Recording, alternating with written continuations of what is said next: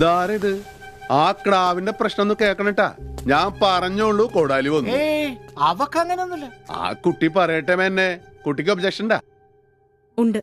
ദാ കളഞ്ഞു പൂശാരിക്ക് അവിടെ. ഇപ്പൊ എന്ത് ചെയ്യും? നമുക്ക് പോവാടാ ബ്രാഞ്ചേ, അല്ലാണ്ട് തുട്ടം ചെയ്യാ. പ്ലീസ് പോവരുത്. Puppy, I want to talk to you. ആൾക്ക് എത്ര ഷെയർ ഉണ്ട്? 1/3, 1/3. എനിക്കും എന്റെ ബ്രദറിനും കൂടെ ഒരു ഷെയർ, പിന്നെ ചിന്നനും ജയിക്കും കൂടി മറ്റൊന്ന്. ഓക്കെ, അപ്പൊ മൊത്തം വില സലാഹുദ്ദീൻ പറഞ്ഞ പ്രകാരമാണെങ്കിൽ 3,75,00,000 ഉറുപ്പ്യ. അതിൽ ഇയാൾക്ക് 1,25,00,000 അവകാശമുണ്ട്. നിങ്ങൾ 4 പേരുടെയും കൂടി 2.5 കോടി ഞാൻ അങ്ങോട്ട് തരികയെന്ന് വെക്കുക.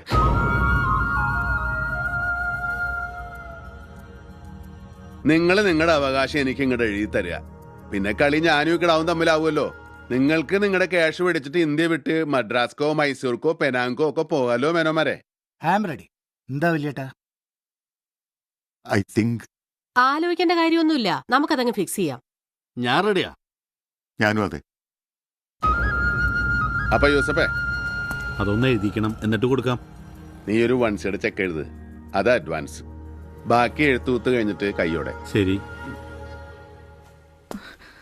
നമ്മളുടെ പേരെന്താന്ന് പറഞ്ഞേ? പത്മശ്രീ. ഹേയ്, സംഭവം പേരാണല്ലോ. നമുക്കൊന്ന് കാണണട്ടാ.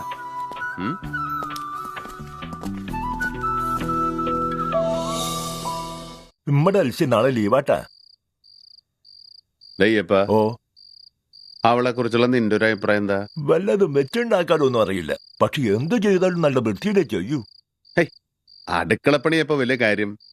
വെച്ചുണ്ടാക്കാനൊക്കെ അവള് പഠിച്ചോളൂടാ. ഇനി എന്ന് പഠിക്കാനാ? ഇടയ്ക്ക് അവൾ എങ്ങടാ മുങ്ങണേന്നാ. പിന്നെ അവൾക്ക് ആ ഡ്രൈവർ സുബ്രനുമായിട്ട് ചില കുശുശുക്കളുണ്ട്. അവൻ ആള് വൃത്തിയോട്ടോനാ. നമ്മടെ സുബ്രന്റെ ആ, കഴിഞ്ഞ ദിവസം അടുക്കളയെന്ന് ഒരു ചിരിയും കളിയും. ചെന്ന് നോക്കുമ്പോഴുണ്ട് അവള് കൈലിയും തെരത്ത് കയറ്റി നിന്ന് തേങ്ങ പൊതിക്കണു. ഒപ്പൊട്ടി അവനും ഓടിച്ചു ഞാൻ രണ്ടിനെ. നീ ഇപ്പൊ ആരുടെ കാര്യം പറയണേ? ഇമ്മടെ ജോലിക്കാരി എൽസിയുടെ കാര്യം തന്നെയാ പറയണേ.